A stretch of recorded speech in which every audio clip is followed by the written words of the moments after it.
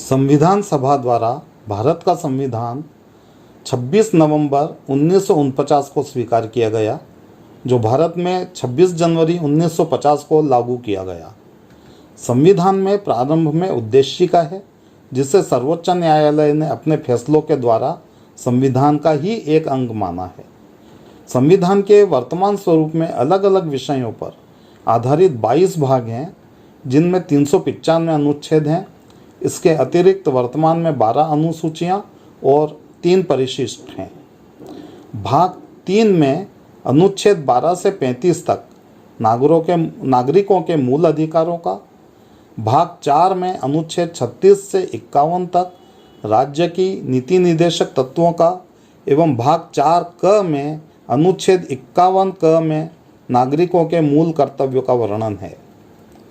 भाग 5 के अंतर्गत अध्याय 1 में अनुच्छेद 52 से 78 तक राष्ट्रपति, उपराष्ट्रपति, कार्यपालिका तथा महान्यायवादी के बारे में, अध्याय 2 में अनुच्छेद 79 से 122 तक संसद के बारे में, अध्याय 3 में अनुच्छेद 123 में राष्ट्रपति की विधायी शक्तियों के बारे में, अध्याय 4 में अनुच्छेद 124 से 147 तक न्यायपालिका के बारे में तथा अध्याय 5 में अनुच्छेद 148 से 151 तक भारत के नियंत्रक एवं महालेखा परीक्षक के बारे में वर्णन किया गया है। संविधान के भाग 15 अनुच्छेद 324 से 329 तक में निर्वाचन तथा भाग 17 अनुच्छेद 343 से 351 तक में राजभाषा से संबंधित वर्णन किया गया है। 5वीं अनुसूची में विभिन्न जातियों एवं जनजातियों के संबंध में उल्लेख है। 9वीं अनुसूची में वर्णित विधियों को न्यायालय में चुनौती नहीं दी जा सकती। उच्चतम न्यायालय को संविधान का संरक्षक माना गया है। उद्देशिका वर्तमान स्वरूप में वर्ष 1976 में 42वें संविधान संशोधन द्वारा समाजवादी, धर्मनिरपेक्ष तथा अखंडता शब्द शामिल करने के बाद उद्देशिका का वर्तमान स्वरूप निम्न वर्णित है।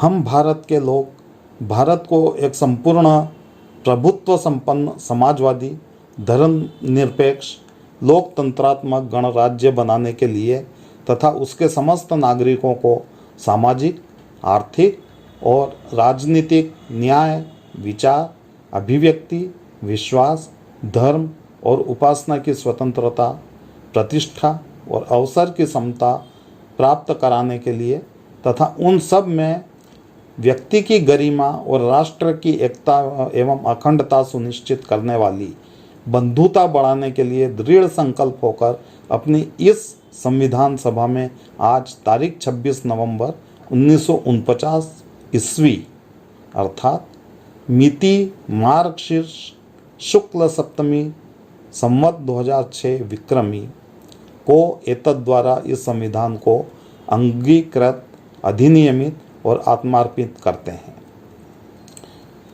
मूल अधिकार।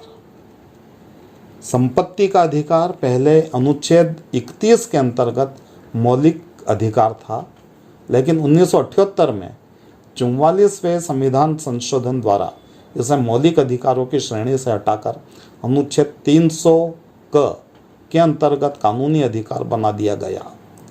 वर्तमान में मौलिक अधिकार के रूप में नागरिकों को प्रदत्त है स्वतंत्रता का अधिकार अनुच्छेद 19 से 22 के अंतर्गत, शोषण के विरुद्ध अधिकार अनुच्छेद 23 से 24 के अंतर्गत, धार्मिक स्वतंत्रता का अधिकार अनुच्छेद 25 से 28 के अंतर्गत, सांस्कृतिक और शैक्षणिक अधिकार अनुच्छेद 29 और 30 के अंतर्गत, संवैधानिक उपचारों का अधिकार अनुच्छेद 32 से 35 के अंतर्गत।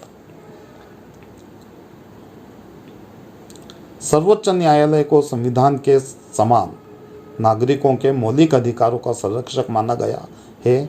मौलिक अधिकारों की रचना में अमेरिका के संविधान की सहायता ली गई। सर्वोच्च न्यायालय के कुछ विशेष अधिकार। सर्वोच्च न्यायालय को संविधान की व्याख्या का अधिकार है और वह संविधान का संरक्षक भी है। अपने न्यायिक पुनर्विलोकन के अधिकार के अंतर्गत सर्वोच्च न्यायालय विधायिका द्वारा पारित किसी कानून को असंवैधानिक घोषित करते हुए निरस्त कर सकता है। उच्चतम न्यायालय नागरिकों के मौलिक अधिकारों का संरक्षक है। मौलिक अधिकार के हनन पर स्वयं संज्ञान लेकर वह सरकार को आदेश दे सकता है। अपने मौलिक अधिकार की रक्षा के लिए नागरिक एक पोस्ट कार्ड के माध्यम से भी माननीय उच्चतम न्यायालय को याचिका दे सकता है। मौलिक अधिकारों की रक्षा के लिए कानून में कोई उचित प्रावधान न होने पर न्यायालय स्वयं आदेश पारित कर सकता है, जो संसद द्वारा उचित कानून बनाए जाने तक कानून के समान प्रभावकारी होते हैं।